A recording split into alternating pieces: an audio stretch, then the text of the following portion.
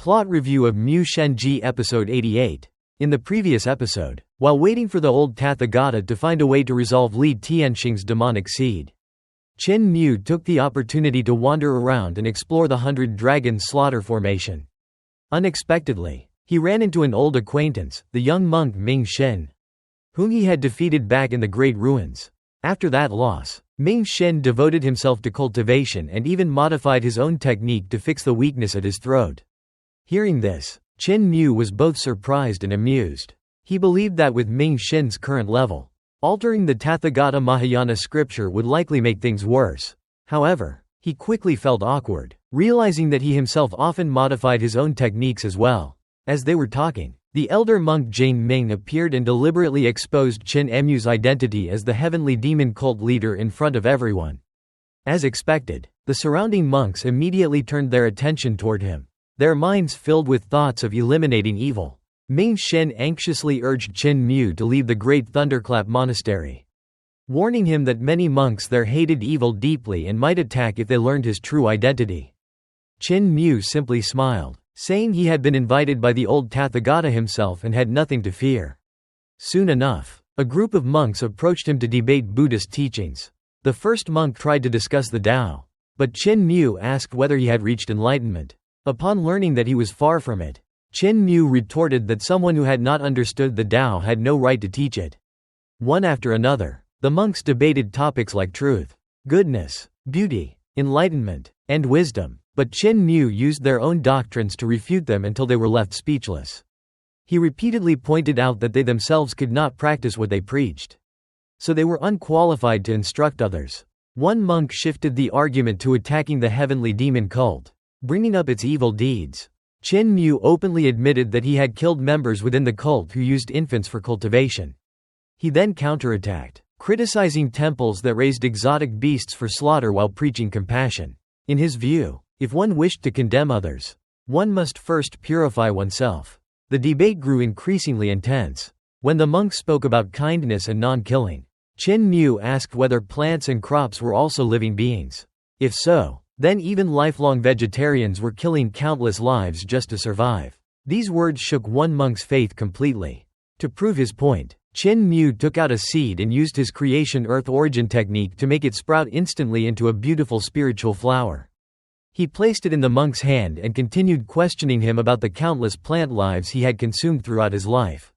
Overwhelmed, the monk fell into despair, believing his sins were too great to atone for. In extreme remorse, karmic flames engulfed him, burning him to ashes before everyone's eyes.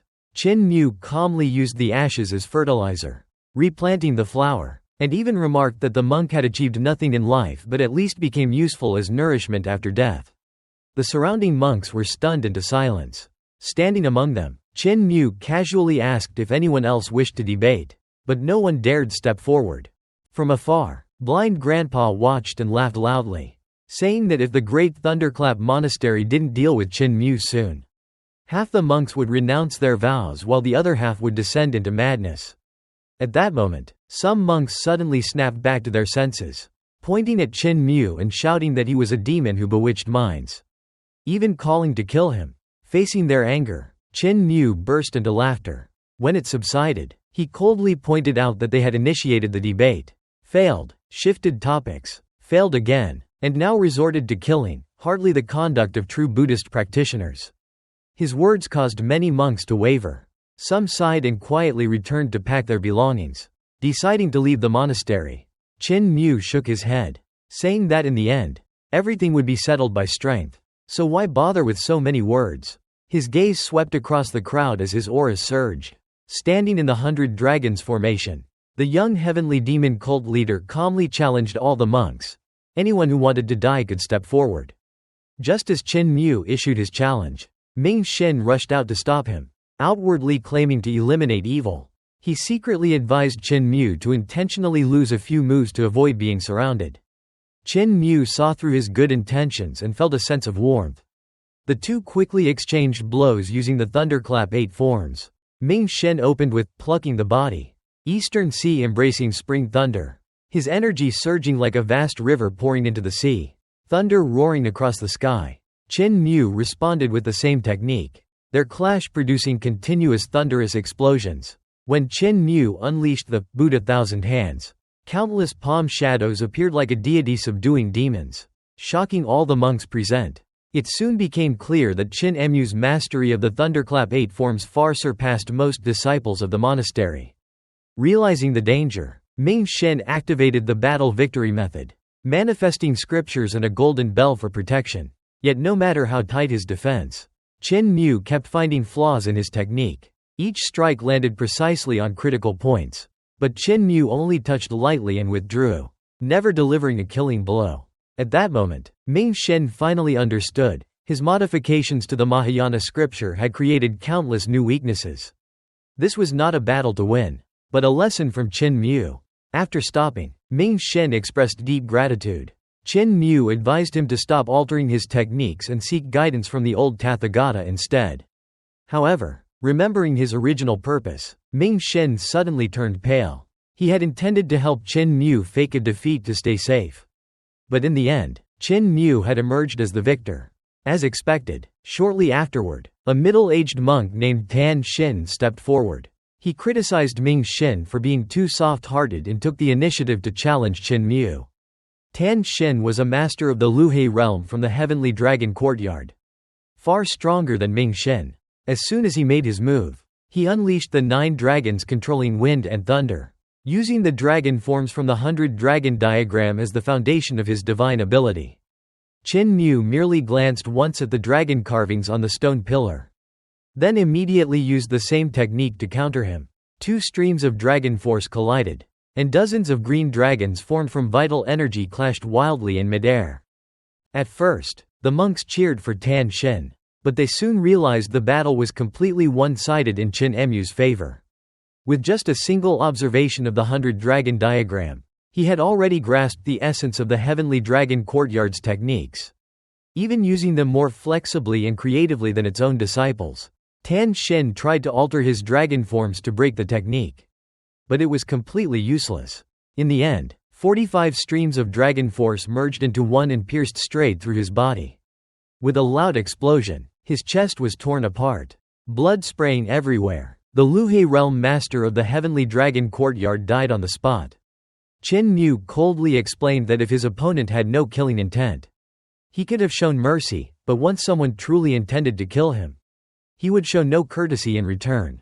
Tan Xin's death shocked all the monks. Some refused to accept defeat and immediately accused Qin Mu of using demonic arts. Qin Mu laughed and pointed out that he had used the Thundersound 8 forms of the Great Thunderclap Monastery to defeat his opponent.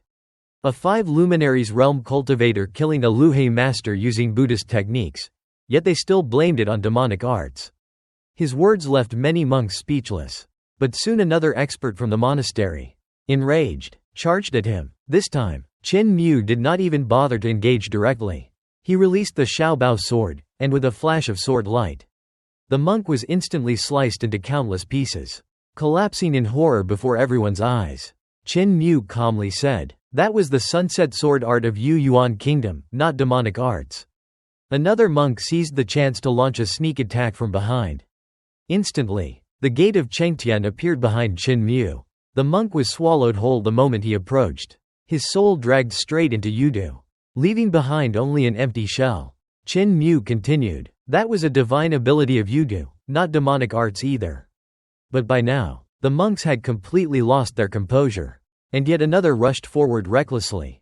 This time, Qin Mu showed no restraint. He unleashed Ma Sa, striking with a single punch that shattered the monk's soul midair. Watching the corpse fall, Qin Mu said coldly, "This is what true demonic art looks like." After those words, the entire Heavenly Dragon Courtyard fell into dead silence. Everyone realized that the young cult master of the Heavenly Devil sect before them was not only eloquent but also possessed terrifying strength capable of suppressing anyone who sought his life. As the monks prepared to charge again, Ming Shen hurriedly stepped forward, claiming responsibility for exorcising the demon. In truth, he wanted to help Qin Mu escape, so he secretly urged him to pretend to lose to avoid further pursuit. The two quickly engaged in battle. Ming Shen immediately used the Thundersound 8 forms, his aura surging like a great river flowing into the sea, thunder roaring like spring storms. Qin Mu responded with the same technique. and the clash created magnificent phenomena that astonished the surrounding monks. When Qin Mu unleashed the thousand-hand Buddha, countless afterimages of arms appeared, accompanied by continuous thunderous sounds. His level of comprehension far surpassed most monks of the Great Thunderclap Monastery. At first, everyone cheered for Ming Xin, but as the fight continued, it became clear he was completely outmatched. Ming Xin then used the victory battle method, transforming into a gigantic form protected by sacred scriptures. However, Qin Mu easily identified every flaw in his opponent's Tathagata Mahayana Sutra. Weaknesses that Ming Xin believed he had already corrected were exposed by Qin Mu in the midst of battle. What shocked Ming Xin most was that Qin Mu clearly had the ability to seriously injure him but deliberately held back.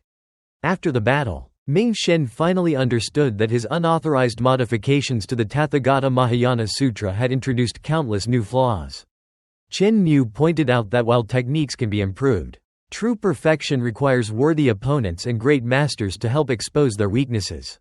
Ming Xin immediately thought of the old Tathagata. However, Qin Mu's victory only worsened the situation.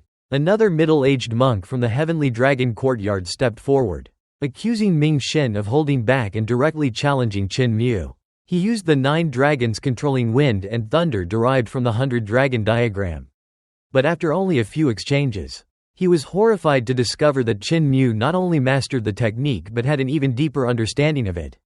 Within a few moves, all his variations were broken, and the merged dragon force pierced through his chest, killing him instantly. This death shook the entire Heavenly Dragon Courtyard. Many monks angrily accused Qin Mu of using demonic arts, but he bluntly refuted them. His opponent had used Buddhist techniques first, and he simply used the same techniques to win. If they blamed demonic arts after losing, it only showed they were unwilling to admit their own inferiority. After that, more monks rushed forward for revenge, but all were killed by Qin Mu using various divine abilities. He deliberately named each technique to demonstrate clearly which were orthodox and which were truly demonic. Finally, a large group of monks attacked together. Facing the overwhelming numbers, Qin Mu unleashed the thousand-hand Buddha. Brilliant Buddhist light shone, and sacred chants echoed throughout the Heavenly Dragon Courtyard. He stood like a living Buddha statue, single-handedly withstanding countless attacks. Many monks were sent flying, crashing into the dragon pillars and shattering several of them. After dispersing the crowd, Qin Mu withdrew his divine powers and calmly said, "Techniques themselves are neither righteous nor evil. Used for good, they are righteous; used for evil, even the Tathagata Mahayana Sutra becomes demonic." At that moment, Ma Yi spoke, asking everyone to leave the Heavenly Dragon Courtyard. Monk Jing Ming, though unwilling, did not dare act rashly in the presence of Ma Yi and the blind grandfather. The blind grandfather also pointed out that the conflict had been caused by Jing Ming deliberately exposing Qin Mu's identity. In the end, Jing Ming had no choice but to order the monks to withdraw, bringing the chaotic battle to an end. Before leaving, Qin Mu bid farewell to Ming Xin. He praised him as someone with true Buddhist compassion and advised him to step out into the world and observe it. According to Qin Mu, truth is not found in scriptures but in using one's conscience to distinguish right from wrong. These words deeply shook Ming Xin. Gradually, he became alienated by his fellow monks. In the end, the young monk quietly left the Great Thunderclap Monastery, carrying only a copy of the Heart Sutra, and began his journey to seek his own truth.